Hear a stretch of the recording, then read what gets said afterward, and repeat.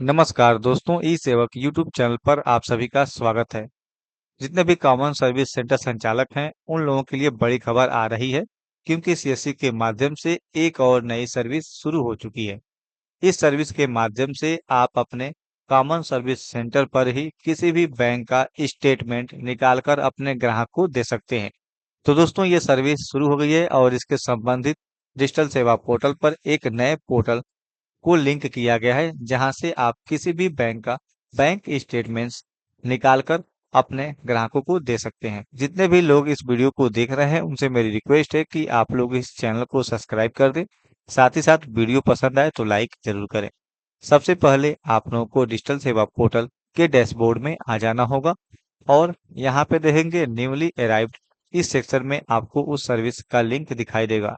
अगर यहाँ पर वह सर्विस नहीं दिखाई दे रही है तो आप लोगों को यहाँ पर रिफ्रेश वाले बटन पे क्लिक करना होगा।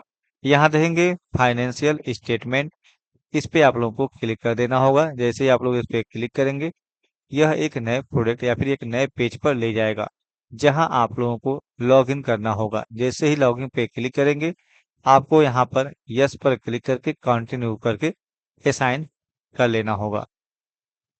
अब आपके सामने यह पोर्टल लॉगिन होके आ जाएगा। अभी यह पोर्टल खुल रहा है, तो थोड़ा सा आप लोगों को इंतजार करना होगा। जैसे ही आप लोग इस डैशबोर्ड में लॉगिन होंगे, आपके सामने कुछ ऐसा डैशबोर्ड दिखाई देगा, जहां पर आपके द्वारा निकाले गए स्टेटमेंट की डिटेल यहाँ पर दिखाई देगी। लेकिन हम पहली बार बैंक की स्टेटमेंट निकालने जा रहे हैं, तो यहाँ पे कोई भी डिटेल नहीं दिखाई दे रही है।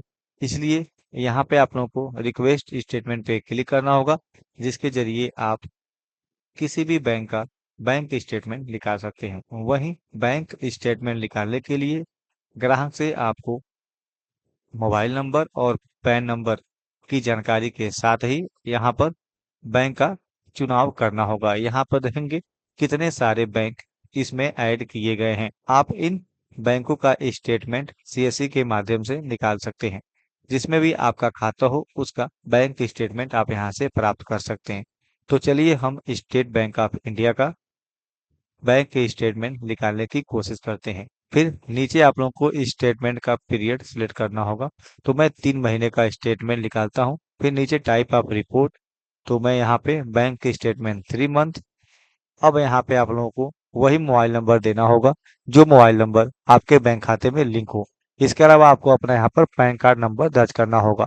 तो चलिए मैं अपना मोबाइल नंबर और पैन नंबर दर्ज करके आगे की प्रक्रिया आपको बताता हूँ। अब डिटेल भरने के बाद हम कंटिन्यू बटन पे क्लिक करेंगे।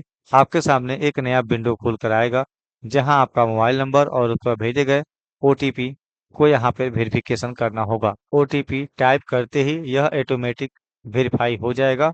अब आपके सामने आपका बैंक डिटेल स्क्रीन पर दिखाई देगा, जहां आप देख सकते हैं आपके बैंक खाते का लास्ट 4 डिजिट स्क्रीन पर दिखाई देगा। अब नीचे आप लोगों को लिंक अकाउंट पे क्लिक करना होगा, जिसके लिए आपके खाते में रजिस्टर मोबाइल नंबर पर ओटीपी जाएगा। उस ओटीपी को यहाँ पर दर्ज करना होगा। मेरे मोबाइल पे बैंक की तरफ से ओटीपी आ चुका है। मैं यहाँ पर ओटीपी टाइप कर देता हूँ। जैसे ही आप ओटीपी टाइप करेंगे, यह वेरिफिकेशन प्रक्रिया कंप्लीट हो जाएगा। यहाँ पर देखेंगे ऑलरेडी लिंक हो गया अकाउंट। आप चाहें तो दूसरे बैंक खाते को भी यहाँ पर लिंक कर सकते हैं। यह प्रक्रिया हो जाने के बाद आपको सबमिट कंसोल पर क्लिक करना होगा। इस प्रक्रिया में आप लोगों को थोड़ा सा वक्त देना होगा, क्योंकि यह डेटा बैंक से सीधे तौर पे फैच होकर आपके इस डैशबोर्ड में आ रहा है। तो थोड़ा सा आप लोगों को इंतजार करना होगा। जैसे ही आप लोग डैशबोर्ड में आएंगे, यहाँ देखेंगे मेरे डैशबोर्ड में कोई डिटेल नहीं दिखाई दे रहा है, इसलिए मैं रिफ्रेश करूंगा। जैसे ही रिफ्रेश करेंगे तो शायद यहाँ पे डिटेल आनी शुरू हो जाए। यहाँ देखेंगे रिफ्रेश करने के बाद आपके सामने कुछ ऐसी डिटेल स्क्रीन पर दिखाई देगी, जहां request ID, create date, PAN detail, mobile number, status की डिटेल अवेलेबल है, पेमेंट बस पेंडिंग है। यानी स्टेटमेंट निकालने के लिए आपको 50 रुपए का पेमेंट देना होगा। वैसे तो मेरे पास स्टेट बैंक ऑफ इंडिया का इंटरनेट बैंकिंग मौजूद है। मैं चाहूँ तो बिल्कुल मुफ्त में स्टेट बैंक की इंटरनेट बैंकिंग सेवा से इसे प्राप्त कर सकता हूँ। लेकिन फिर भी इस वीडियो में आपको दिखाना है कि यह स्टेटमेंट कैसे निकलता है, इसलिए मैं इस पेमेंट को यहाँ से करूंगा, क्योंकि यह एक तरह से फालतू का मेरा 50 रुपया कटने वाला है, केवल वीडियो में आप लोगों को जानकारी देने के लिए। तो चलिए मैं पे क्लिक करता हूँ। जैसे ही आप लोग पेमेंट पे क्लिक करेंगे, सीएससी का ये पेमेंट वाला पोर्टल स्क्रीन पर खुल के आ जाएगा, जहां मुझे सीएससी का पासवर्ड देना होगा। लेकिन फिलहाल यहाँ पे जो मेरा वॉलेट से अमाउंट कटेगा वह 16 रुपया 78 पैसा ही कटेगा, इसलिए मेरा पैसा बच गया। आप कस्टमर से 50 रुपया चार्ज कर सकते हैं। पे क्लिक करूंगा, मेरा पैसा यहाँ पे जमा हो गया, मेरा पेमेंट सफलतापूर्वक हो गया। जैसे ही मैं व्यू रिसीप्ट पे क्लिक करूंगा, इसकी डिटेल आ जाएगी यहाँ पर। आप चाहें तो इसे ईमेल पे भी सेंड कर सकते हैं। तो मैं जैसे ही इस पे क्लिक करूंगा, तो यहाँ पे इसकी रिसिप्ट आ गई। यहाँ तक मैंने जो भी जानकारी आपको दिया, यह सब तो ठीक था, लेकिन मुझे अभी भी बैंक का स्टेटमेंट प्राप्त नहीं हुआ है, या फिर मैं यहाँ पे ईमेल आईडी नहीं दिया हूँ, इसकी वजह से मुझे स्टेटमेंट न मिला हो, या फिर इस पोर्टल पे काम चल रहा हो, इसलिए मुझे अभी तक स्टेटमेंट नहीं मिला हो। इसलिए आप लोग कुछ दिनों का इंतजार करें। बस यही प्रक्रिया है स्टेटमेंट निकालने का। जैसे ही यह पोर्टल लाइव होगा, आप लोग इस पोर्टल से अपना बैंक की स्टेटमेंट या फिर ग्राहकों का बैंक की स्टेटमेंट आसानी से निकाल सकते हैं।